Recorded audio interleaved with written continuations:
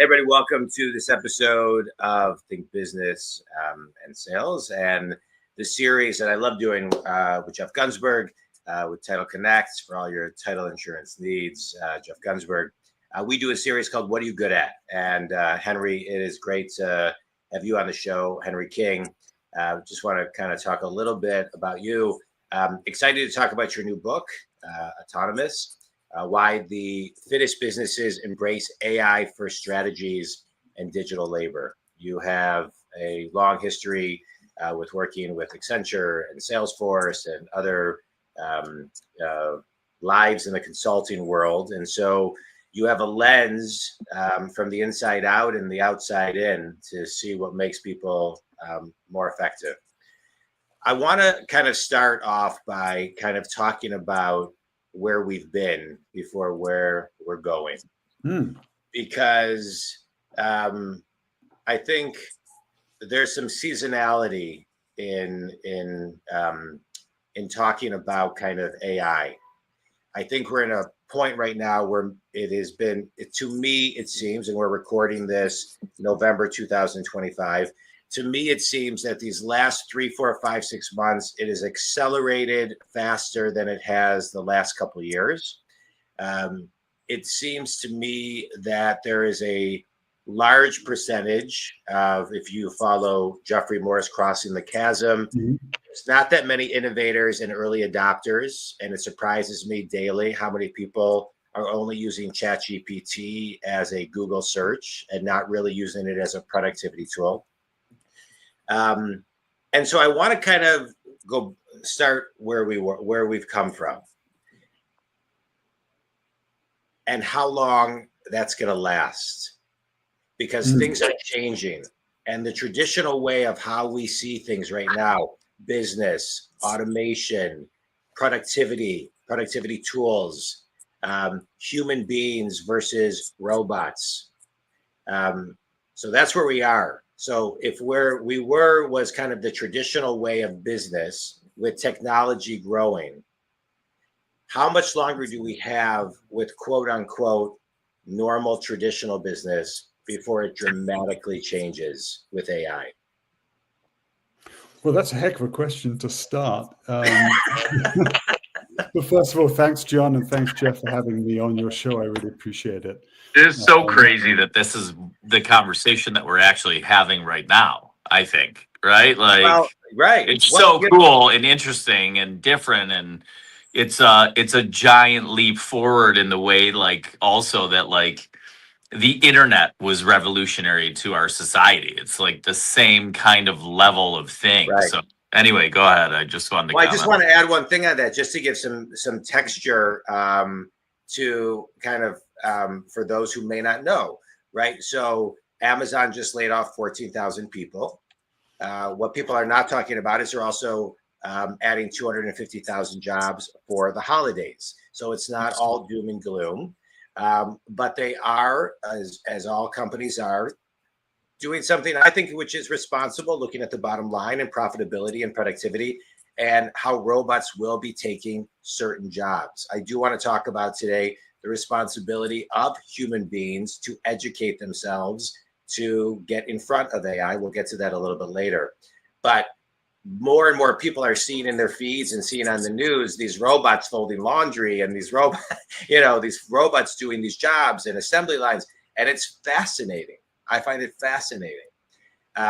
So how much longer do we live in the traditional world before we kind of are really moving at light speed?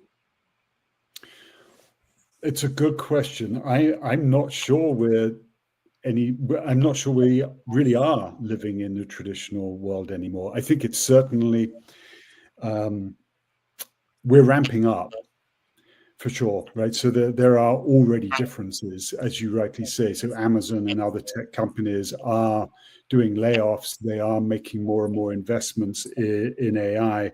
And I think that will happen. I don't think that the broader society has really seen it happen yet.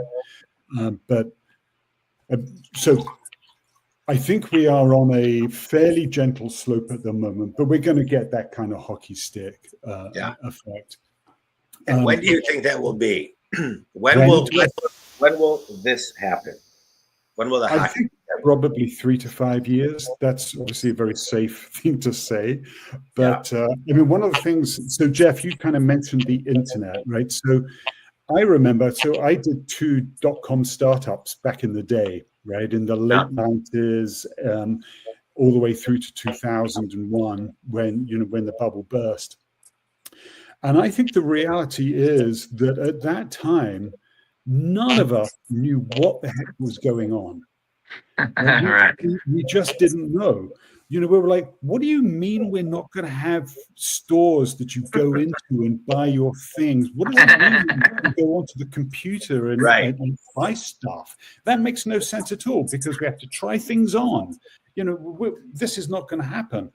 And then the other part of it was this idea of do you remember the eyeball economy? This was all part of the dot-com bubble. It was like we were going to have this new thing where money wasn't really important anymore, and it was all going to be about eyeballs. And none of us knew what the heck that meant. None of us could kind of really envisage what it really meant. And then, of course, like Google comes along, and it's like, oh, this new eyeball economy is actually kind of advertising. So all of a sudden, this brand new economy that none of us understood, none of us could really articulate what that was going to be. It turned out to be part of a traditional economy after all. Yeah. And just Google were very good at creating a new way of executing an old, very traditional idea, which was kind of marketing and advertising. So I just want to comment on that, and then I'll let Jeff ask a question. Sure. I was also part of that. I started with my brother and a buddy an internet company in 1990, and 1995, and we sold it in 97. Sometimes I forget when I went to high school and when I graduated college, but I have to check. Yeah. So well, you're old, so that's what happened. Right. But something else that came out during that time was a book by Seth Godin called Permission Marketing. Mm-hmm. And it basically talks about that when you buy something in the future, it will tell you what everybody else who bought that and other things that they bought. And it was like, what? How is that going to actually work? And it actually, I would think, I don't have a stat in front of me, has done great for companies, because I know I do buy more when it says, hey, you may like this book, because people who bought the book you just bought also like this book. So that, and I would say that things moved very quickly. And I would say the only thing that we knew was things were changing, and it felt like at that time, Henry, that it felt like it was every week was a dog year. And we could almost kind of I felt like we could kind of frame it like change was happening, but we could almost stay in front of it. It feels like we're moving into an environment where it's going to be hard to stay in front of it. That's where I want to kind of explore today as we're talking. Yes. Yeah. I totally agree. I mean, just one more comment on the internet aspect of it, which was the bubble burst, right? I mean, and it burst pretty significantly. It was a big burst. It was a big burst. However, it's not like suddenly the internet stopped being important. Correct. What happened was, over the next few years, in fact, kind of right up to the current day, more and more organizations are going online in more and more significant ways.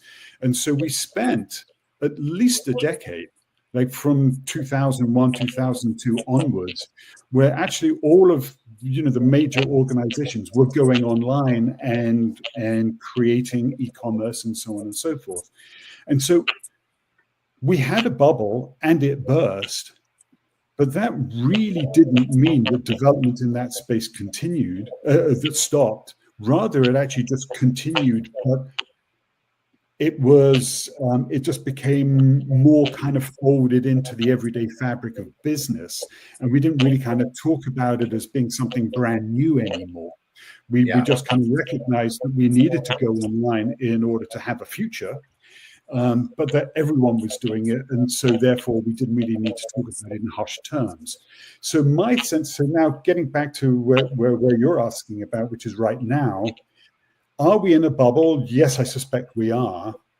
And yes, I suspect at some stage it will burst in some way, potentially quite interestingly and either catastrophically or, spectacularly.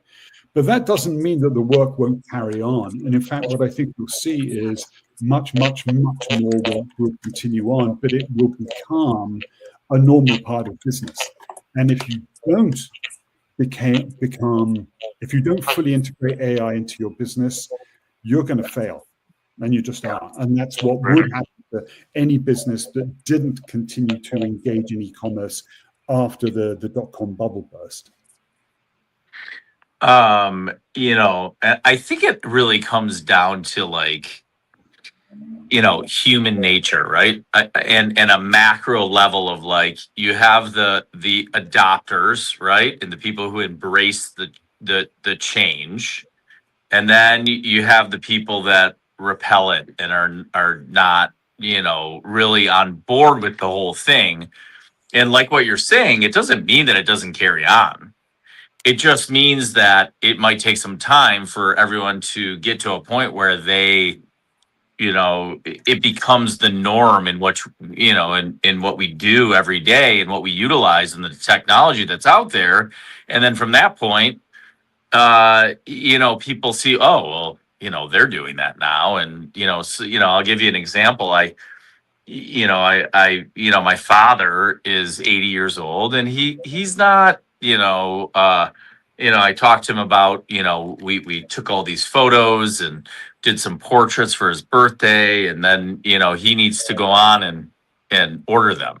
And he needs my assistance with, okay, so what do I do exactly here? And how does that happen? Right.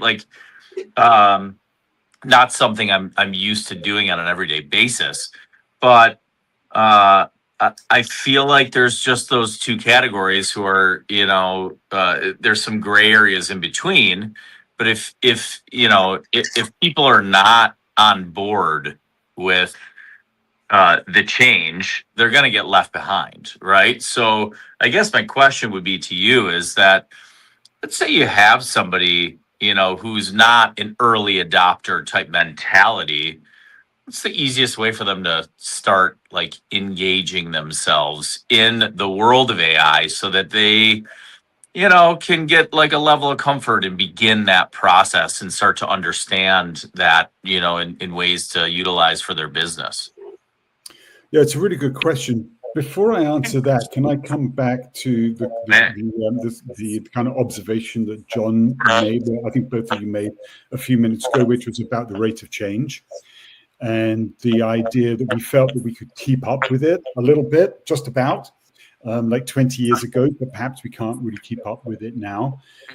I think my observation on that, or my comment on that would be, we tell ourselves this story that the dust is going to settle, and that we live through tumultuous times, but we have this kind of hope that we're going to break through this tumultuous time into some other time that's going to be kind of more normal, and it's going to be more level and more easy and more unchanging. I just don't think that's true anymore. Yeah. I just really don't think that that's true. And I think what we have to realize now is that the dust is never going to settle and that we need to be bold.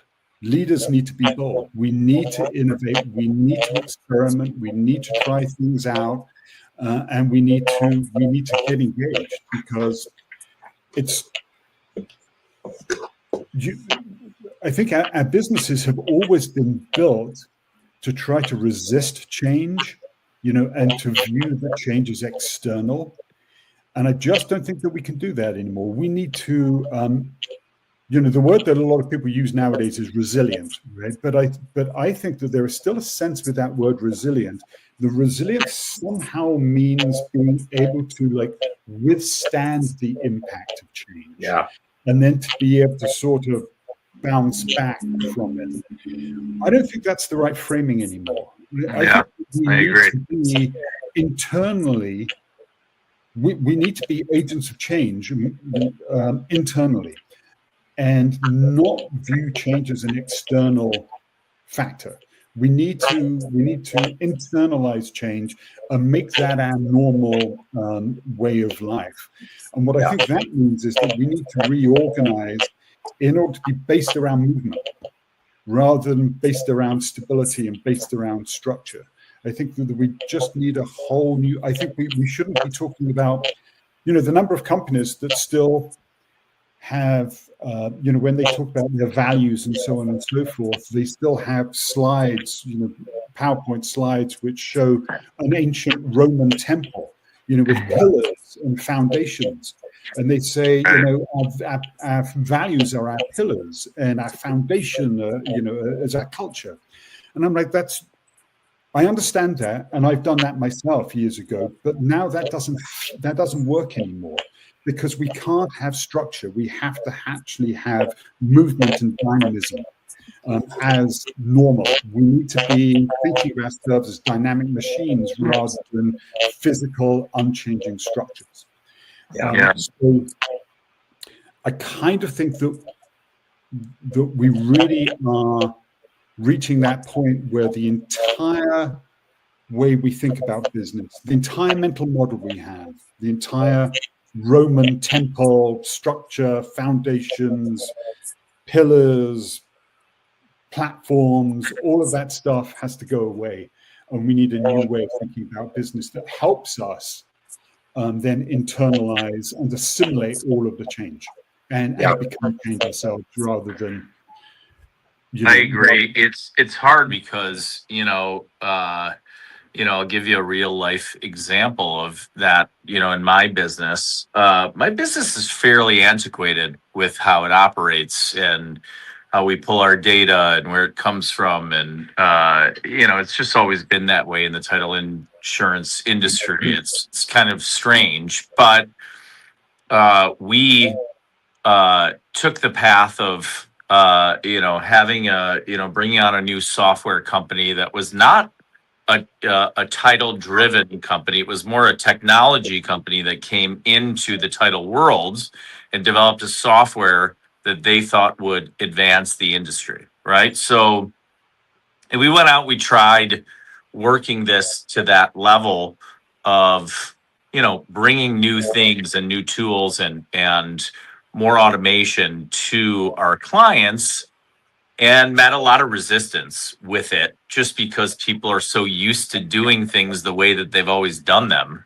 And they, so it's like, you want to be first, you want to be big, you want to be bold. But at the same time, I think it's really an understanding of the industry too.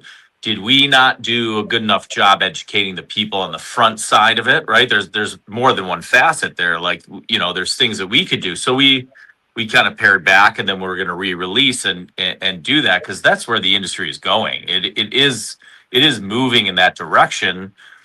And, being first, being bold is great. And is something that I think needs to happen. But you're also the ones that are testing that out in the marketplace. And then, you open yourself up to scrutiny when that happens.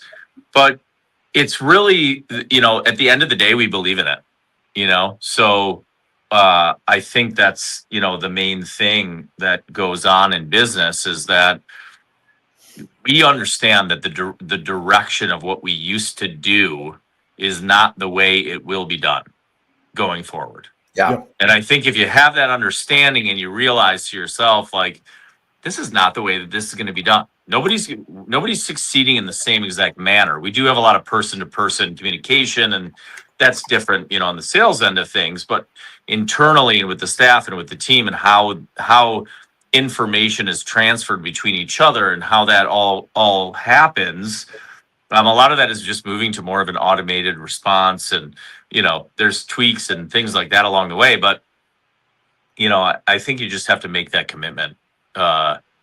If you decide to move down that path, making the commitment is the main point of it, because at the end of the day, going through a little bit of pain to get more ease with, abuse is great.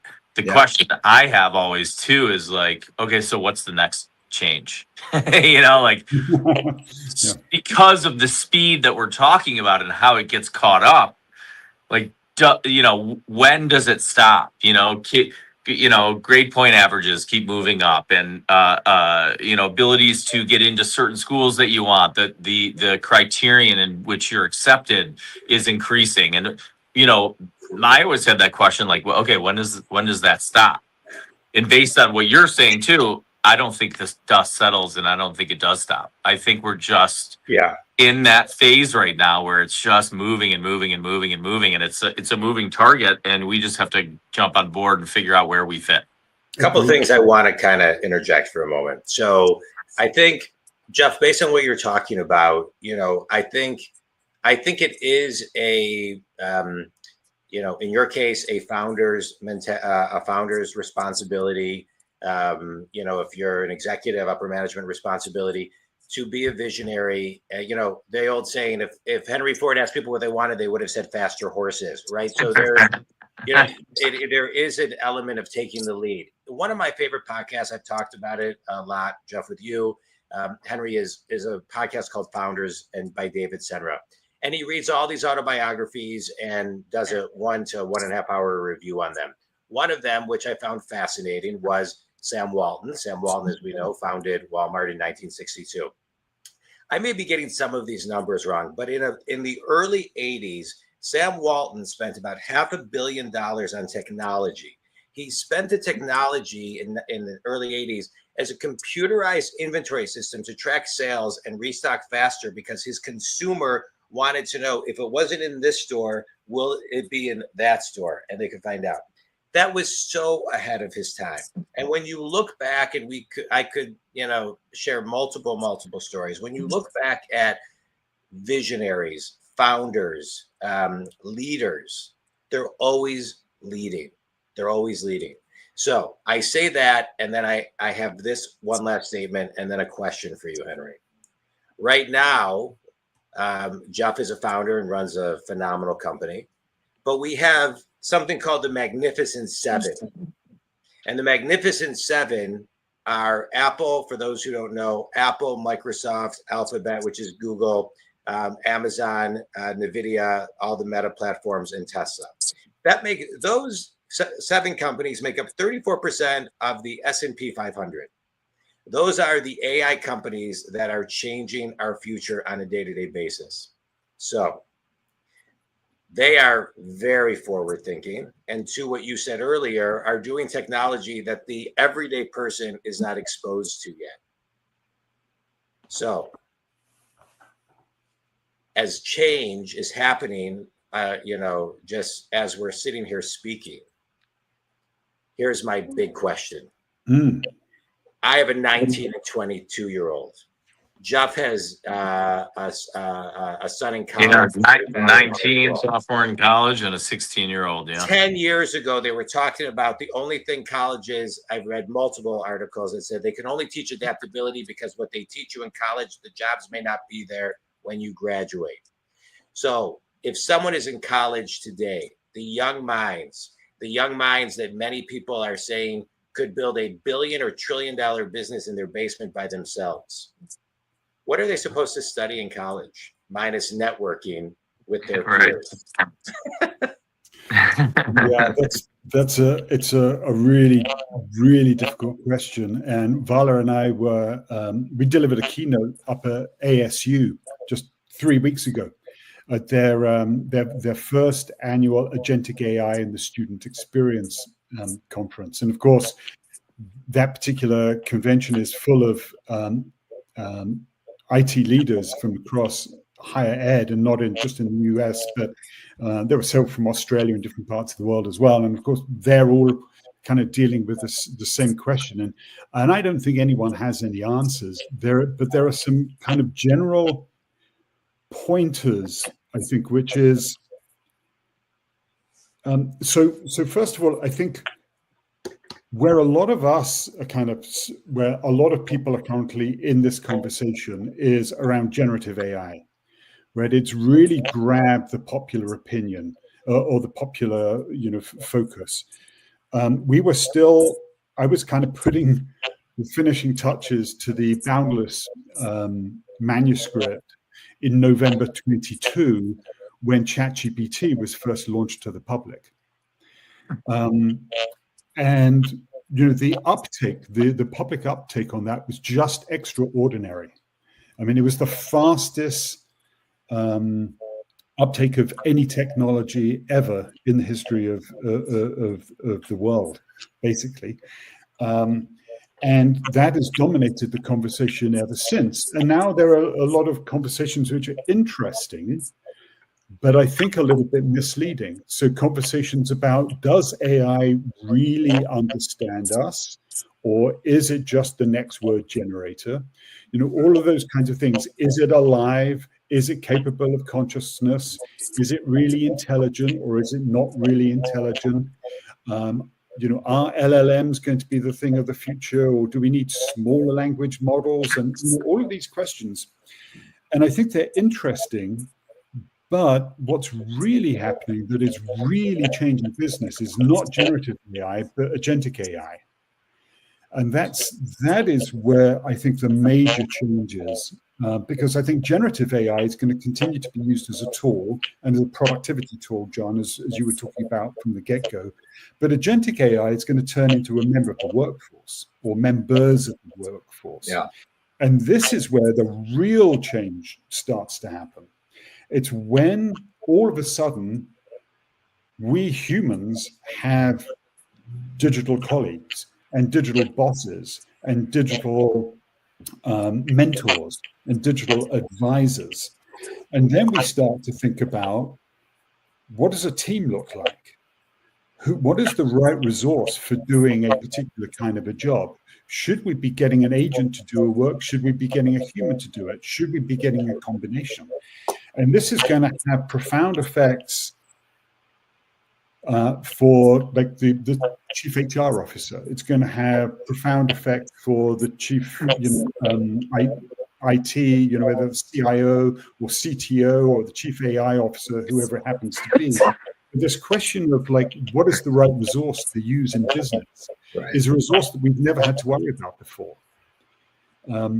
Actually, we did like hundreds of years ago when we used horses as well as humans. But since that time, when horses did leave the workforce, specifically because of the car, back to your Ford statement. Yeah. For the last 100 years, there's only been humans in the workforce, and all of a sudden it's going to change.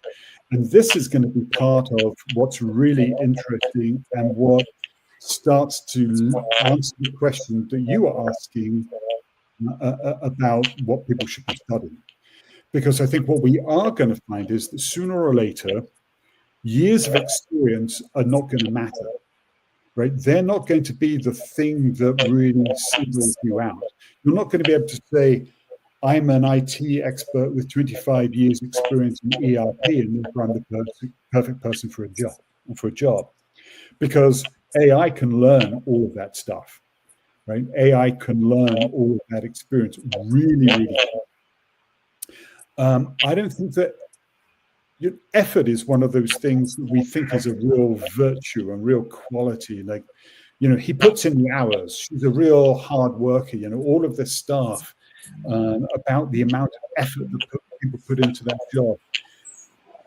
That effort is going to start looking like a waste.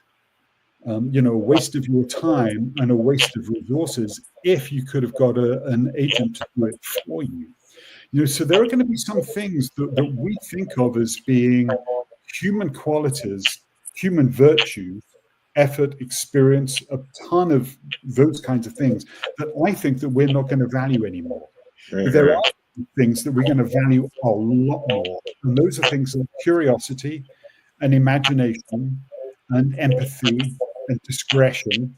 These kinds of qualities that actually stack up really, really well against what AI is good at, right? So, your podcast, like, what are you good at?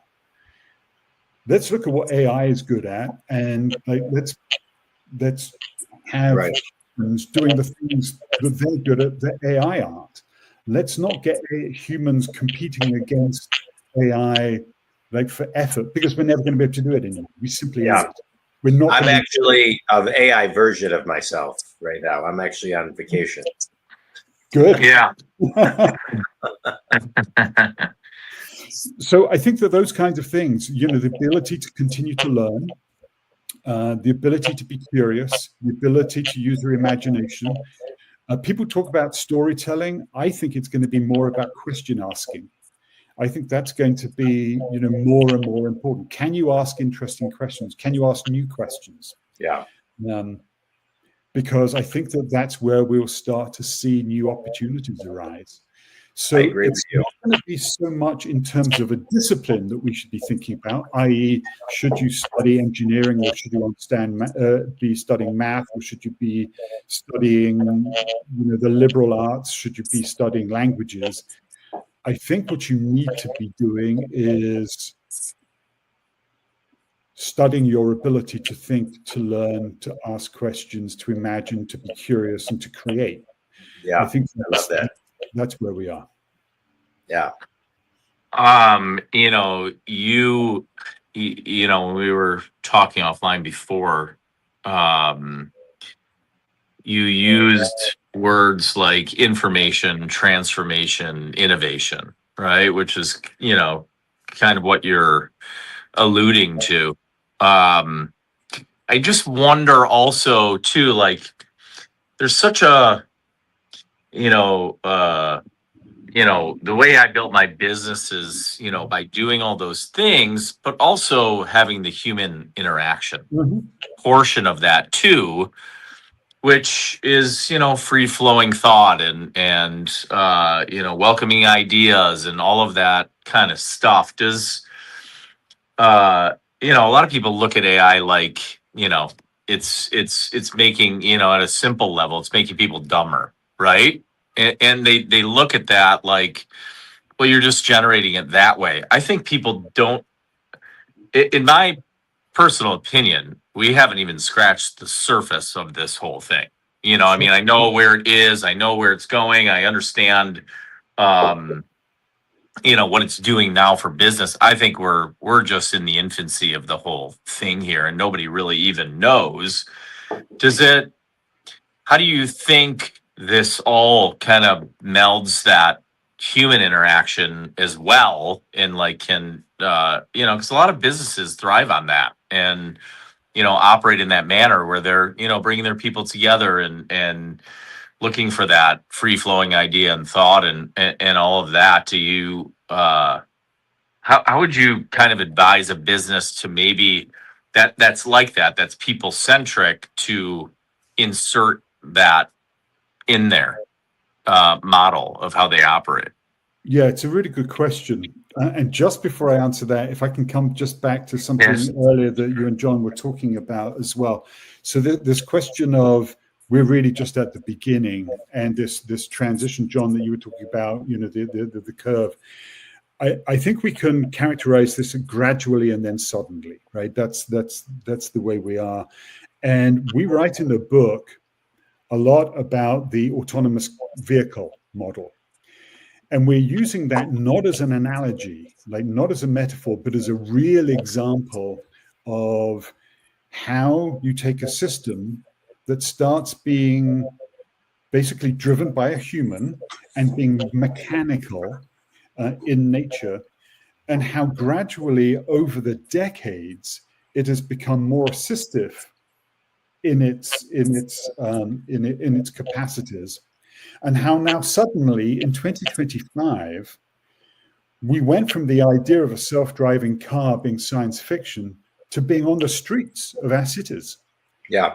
And being incredibly successful. And perhaps we thought that it was going to be Tesla, but it turns out right now that it's Waymo. And Waymo, I think in the last 6 months, has more than doubled the number of miles that they've driven.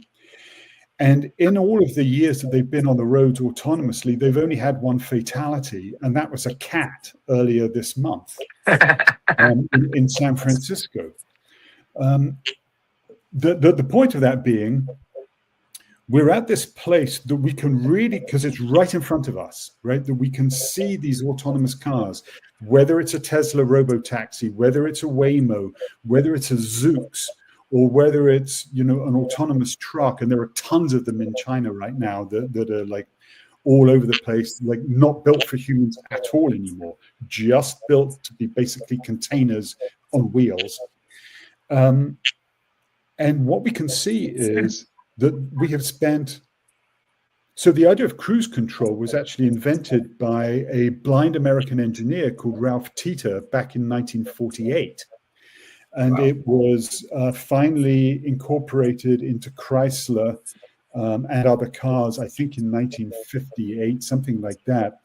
But basically, automation has been in our cars for at least the last 60 or 70 years. So there's been a long, gradual move. And then all of a sudden, we're at this point. We're nearly at level 4 in the autonomous scale of vehicles, where very, very soon, and of course, it's happening with Waymo already, we're going to be able to take our hands off the steering wheel.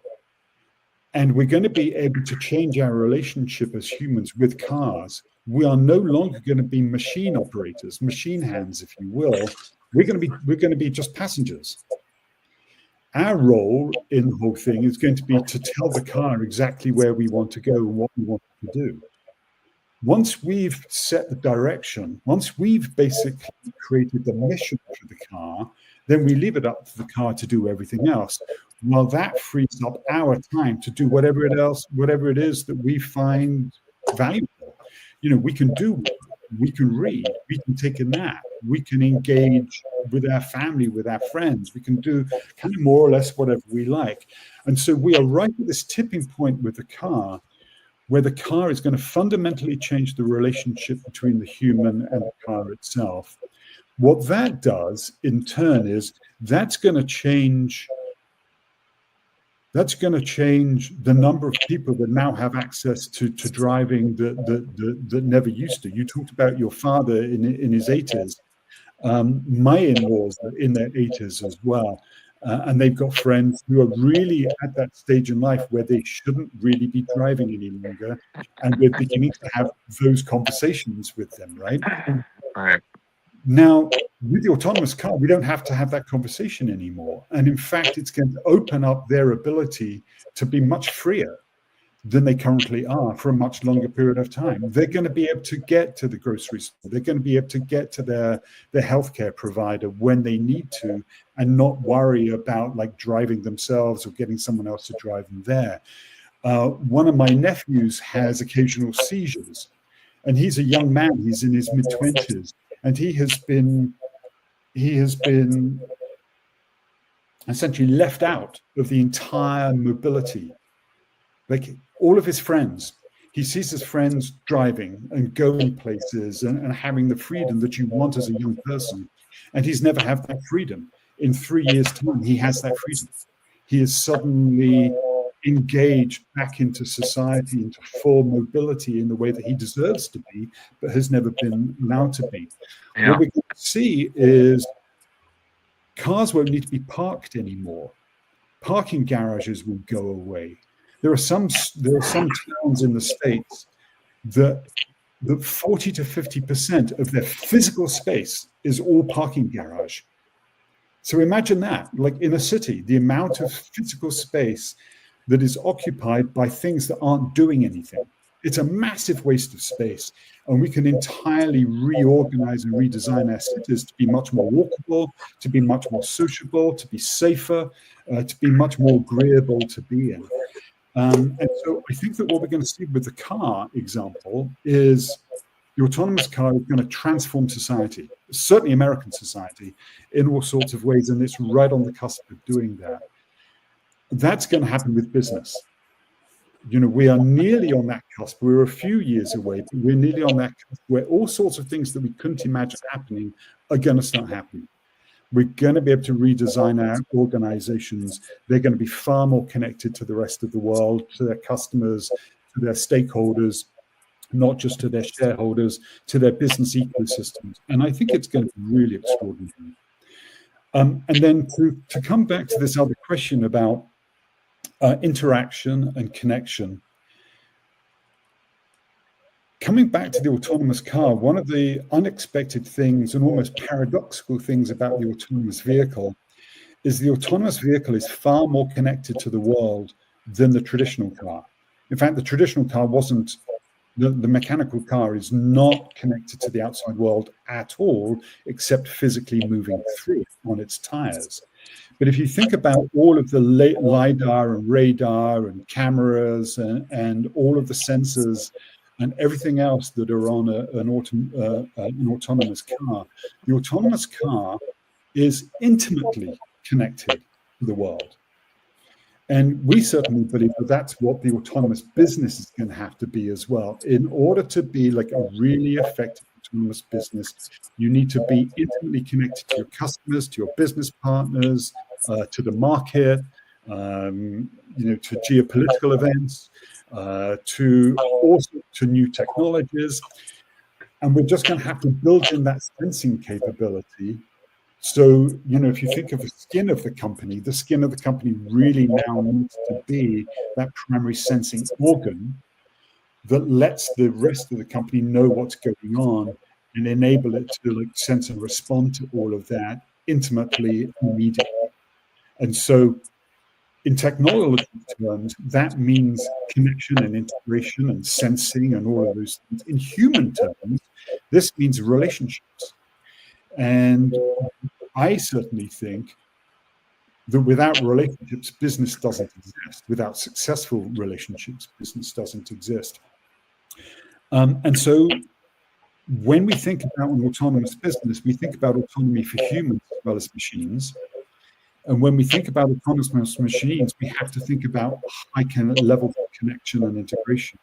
And when we think about humans, we need to think about high levels of relationships. This has always been true, of course, in business, right? Successful relationships make business, and it's always been true. But here's an interesting thing. We don't have any relationship strategies, and there are no relationship design functions or practices or disciplines. There's no such thing.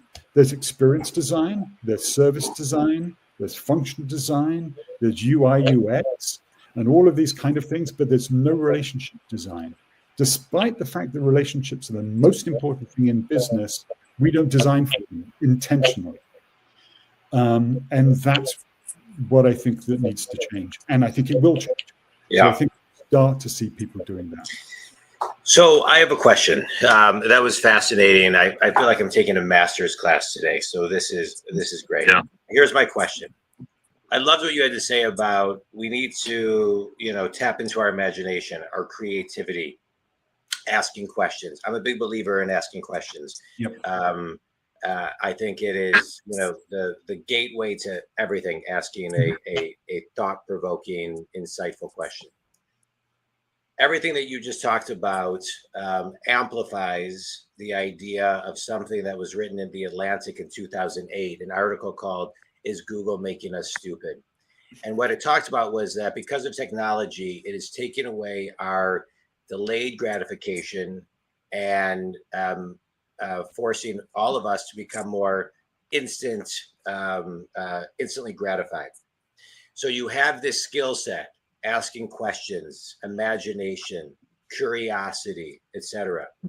That requires patience, delayed responses, active listening, responsive listening, things that require delayed gratification, delay in responding, not reacting. It requires that.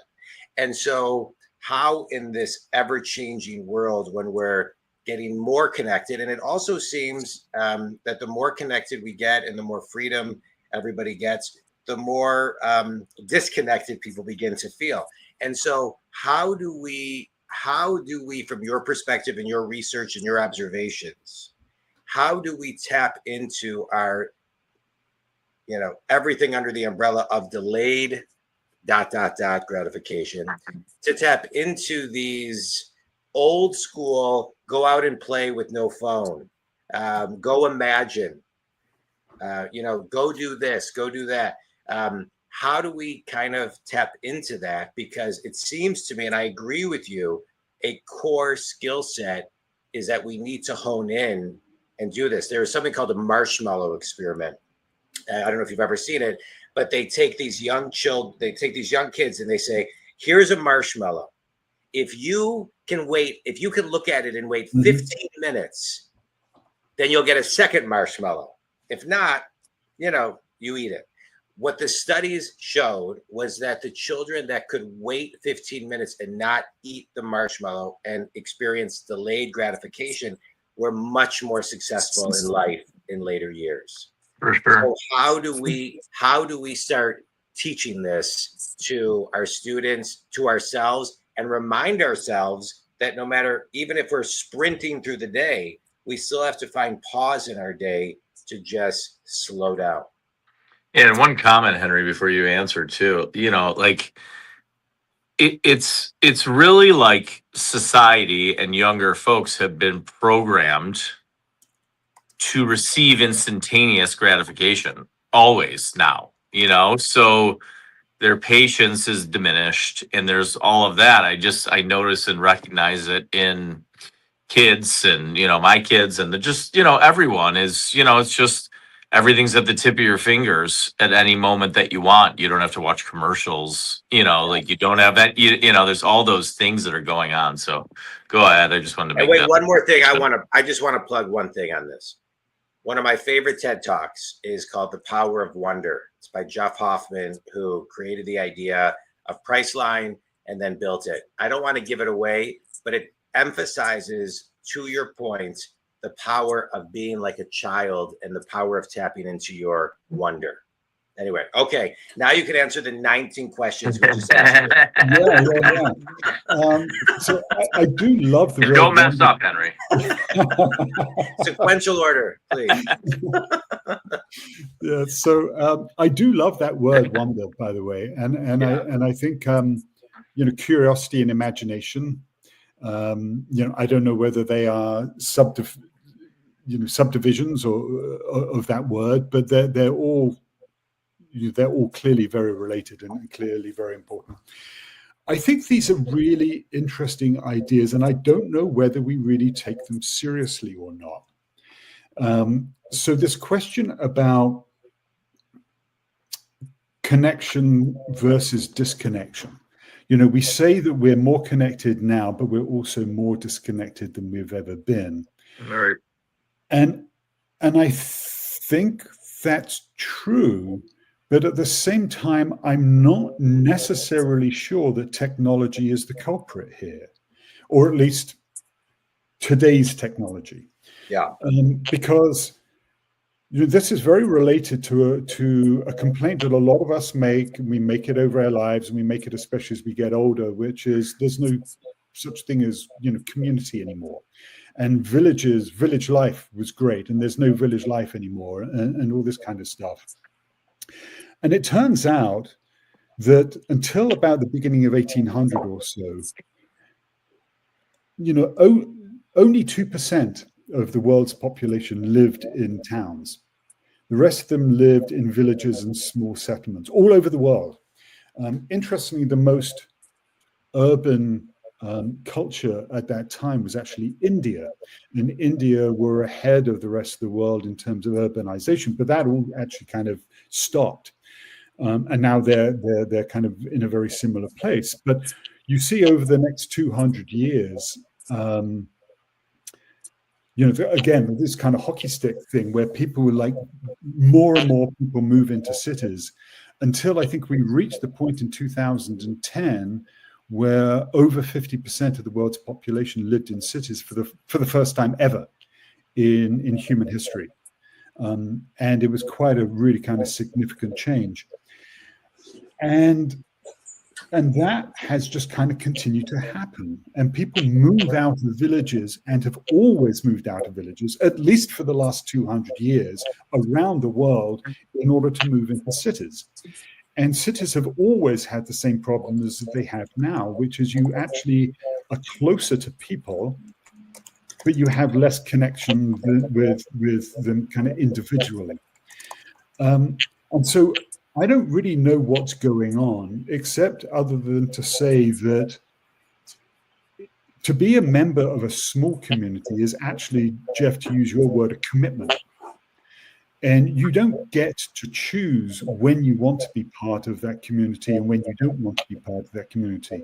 You have to be part of that community in good and bad, like in richer and poorer, and sickness and in health, and so on and so forth, right? You have to be, if you're going to live in a village and you want your village to be a vibrant society, you have to commit to it all the time.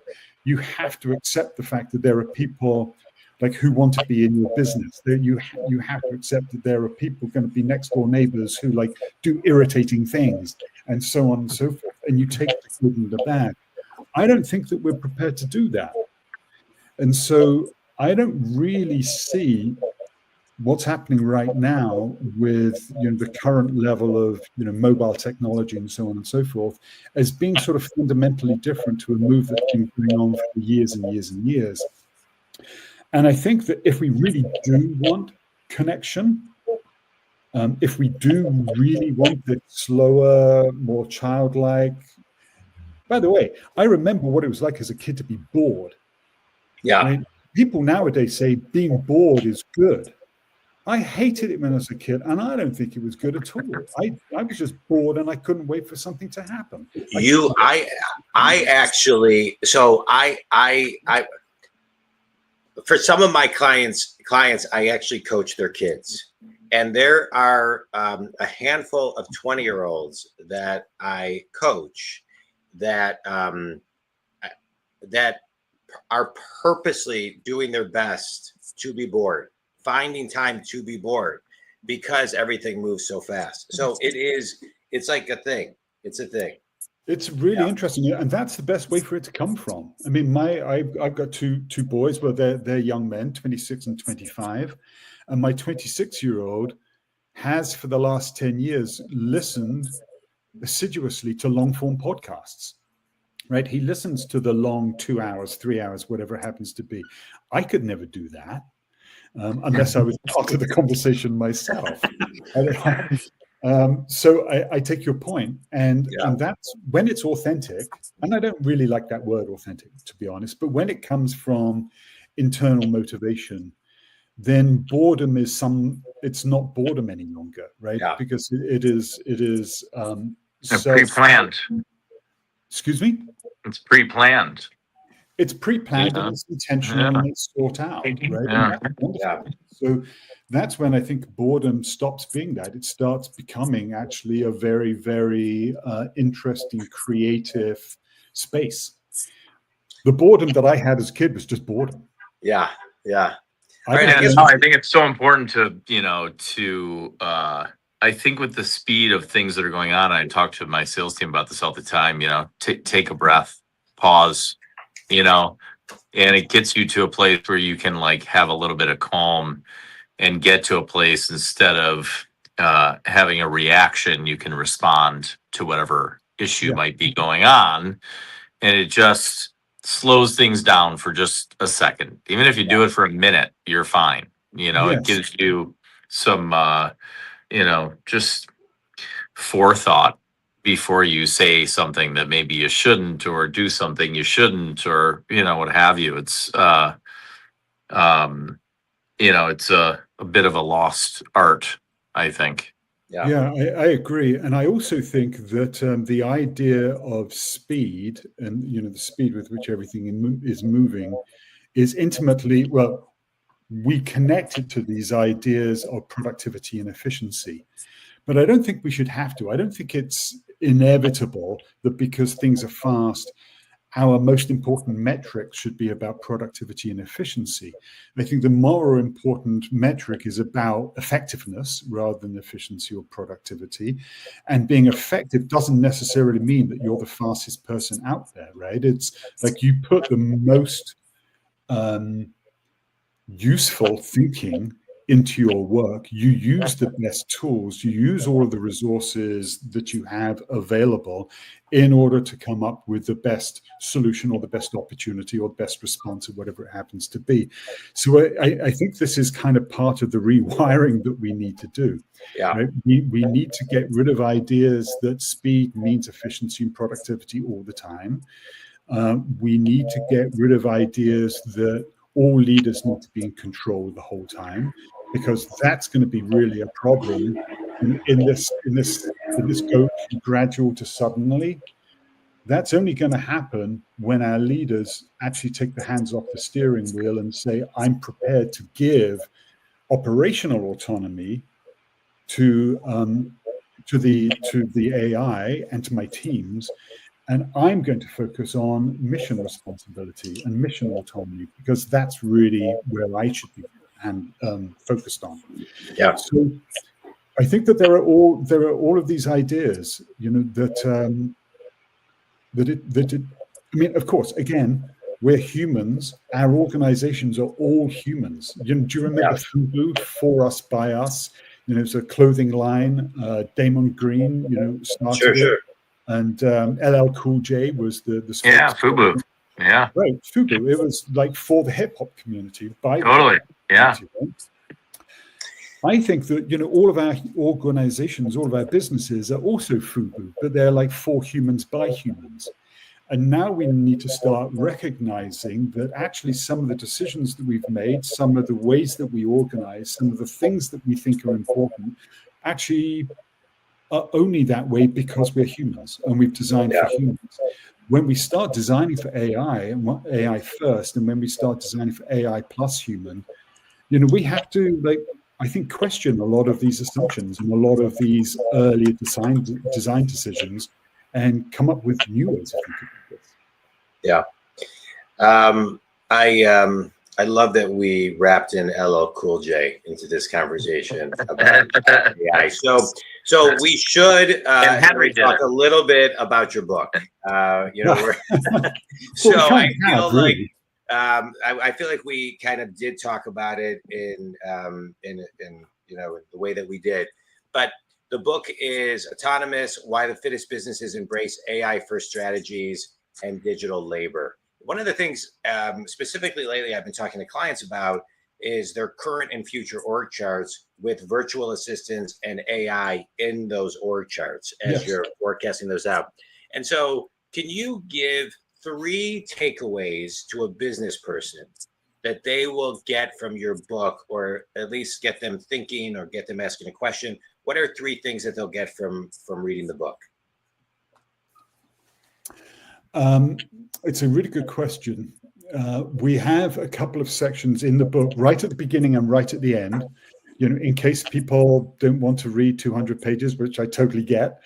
So we talk about 7 main kind of principles, and then right at the end we talk about actually 10 things that you can take away from the book. So the first thing that you can take away from this conversation is, if you don't really want to read very much, and I totally get it, then you can read the beginning and the end of the book, and that will kind of give you the answers to the things that you should be most focused on. But if I was to talk really about, perhaps, as you said, 2, 3, or 4, I would say the first is, and again, coming back to all the things that we've discussed, on this call this morning, don't be distracted by the conversation around generative AI, because that's really kind of the beginning. Actually, it's not the beginning, because predictive AI has been around for a long, long time, and it's still extremely valuable. There's a lot of ways that we can use predictive AI in business. It's been used most effectively in manufacturing, in various different manufacturing disciplines, but it can be used in all sorts of organizations. Tremendously important, and it's been around for a long time. So predictive AI is actually very mature. And so you can look at all kinds of ways, and that really is about productivity, but it's also about kind of understanding the way that your organization works and looking for new patterns of efficiency and productivity and effectiveness. So don't miss out on predictive AI, because that's important. Use generative AI as basically your easy on-ramp into the world of AI. So use ChatGPT, use Claude, use whatever you like as a way to start having conversations and become comfortable just having conversations with AI. And what I found is that actually an awful lot of us, all my family members, my seniors and my juniors and my peers, we all use AI in our daily life. And I don't really know many people that don't anymore. Yeah. I know people who have been, who haven't wanted to use it, who have been reticent, but then they find some way in which ChatGPT can help them. Yeah. With whatever it is, whether it's with a diet or whether it's, an exercise plan or whether it's with a shopping list or, whether it's been something more philosophical or whether it's been, being more productive and like in helping them improve their CV or their resume to help with, their job search.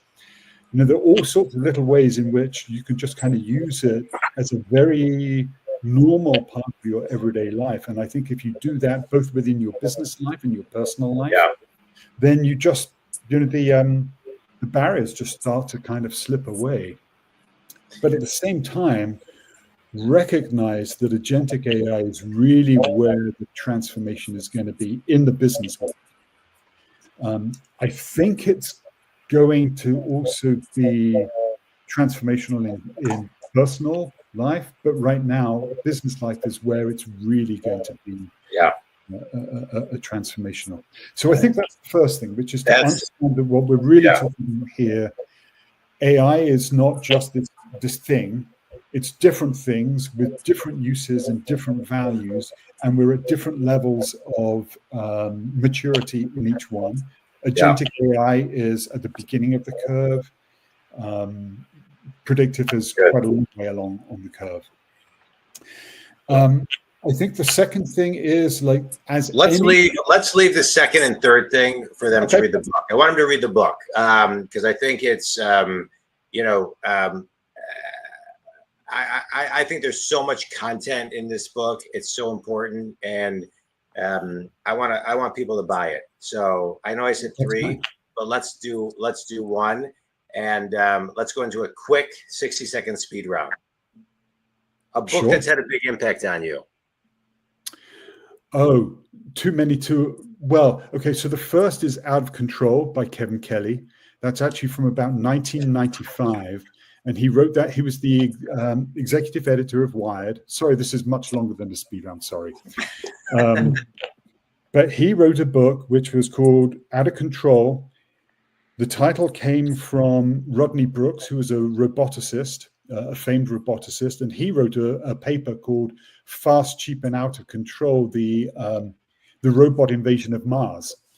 And his whole thing at that time was, we're trying to conquer space by having very expensive, very sophisticated individual rockets and Mars rovers and stuff like that. And his suggestion was, let's do kind of the small and the many and the cheap rather than the few and the big and the expensive. So anyway, so Kevin Kelly riffed on that. And he wrote a book which was really about the marriage of the born and the made. And this was right just as Mosaic was coming out, and then Netscape Navigator, so the first two browsers. And that was kind of an introduction to me of everything that was cool in the world that was happening in the middle of the 90s. And that set me off really on my own kind of voyage of discovery. And so I started reading around a lot of the topics that he had kind of introduced, including things like beekeeping, for instance. Yeah. It's like weird, but there's robots on the one hand, but swarms of bees on the other. And then another reason that book was important to me and influential was because he then promised another book, which was going to be about the nature of technology. And he said, I'm asking myself this question, what does technology want? Yeah. And I thought that was such a bold question to ask, because he didn't ask, is technology capable of wanting anything? He said, what does technology want? Yeah. And I thought that was a fantastic question. And so I set out, because I didn't know how long it would take him to write the book. So I thought I'd just kind of set myself out that same task of answering that question. And then that led to my interest in silos, which then led to the book Boundless, which then led to to us today. Well, Henry, I can't thank you enough. This was a really great thank you, Henry. Think community. We didn't even ask you the question, what are you good at? But I think you answered it really, really well. And, you're a great author. It was great connecting with you. Think community AI is here. Do not wait. Dive in. You can buy Henry's book on Amazon and wherever books are sold. This was great. Henry, thank you so much. Jeff, thanks so much. Thank you, Henry, so much. Thank you so much for being on. Yeah, thank you, John. Thank you, Jeff. I really enjoyed that conversation. Really appreciate it. Thanks. It was great. Wonderful.